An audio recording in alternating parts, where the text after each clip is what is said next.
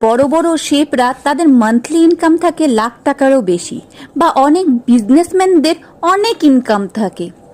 কিন্তু আমাদের কিছু সমাজের মানুষরা অনেকে বলে যে লাস্ট মেস পড়াশোনা করে রাঁধুনি হলি বা বিজনেসম্যান হলি। তাদের সেই ফিলোসফিটা একটাই যে পড়াশোনা করে শুধু চাকুরিজীবী হতে হবে, বড় বড় কোম্পানি, নিজের বিজনেস বা নিজের কিছু করা যাবে না।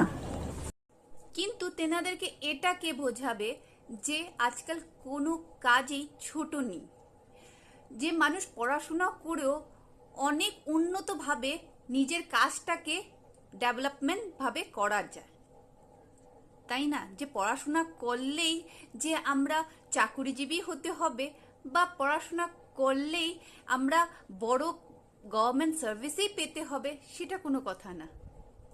নিজেকে তুমি যেমন করে ভালোবেসে নিজের কাজটাকে করবে, ঠিক উন্নতি হবে, তাই না?